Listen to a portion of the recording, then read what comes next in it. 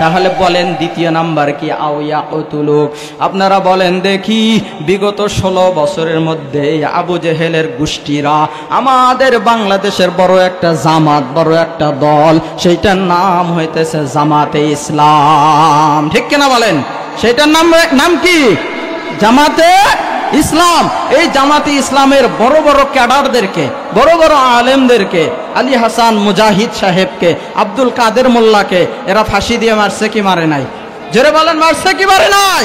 আজকে এই চালিতাবাড়ির জমিন থেকে আমি বলে যেতে চাই, জামাতে ইসলামের যত বড় বড় ক্যাডারদেরকে এরা হত্যা করেছে, ফাঁসি দিয়েছে, হামলা করেছে, মামলা করেছে, সমস্ত হামলা মামলা এবং যত বানোয়াট কিচ্ছা কাহিনী ছিল, এই সমস্ত কিছু তাদেরকে মিথ্যা চাপায়া দেওয়া হয়েছিল। ঠিক কিনা বলেন? কি চাপায়া দেওয়া হয়েছিল? সমস্ত কিছু মিথ্যা। এদের কোনো প্রমাণ নাই যে এরা রাজাকার। এদেরকে যে মিথ্যা মামলা দিয়েছে যে এরা রাজাকার, কিন্তু প্রমাণ করতে পারে নাই। প্রমাণ কি? একজন গরিব মানুষকে 5,000 10,000 টাকা দিয়ে সাক্ষী বানাইছে যে তুমি গিয়ে বলবা কাদের মোল্লা আমার সময় সে রাজাকার ছিল। ঠিক কিনা বলেন?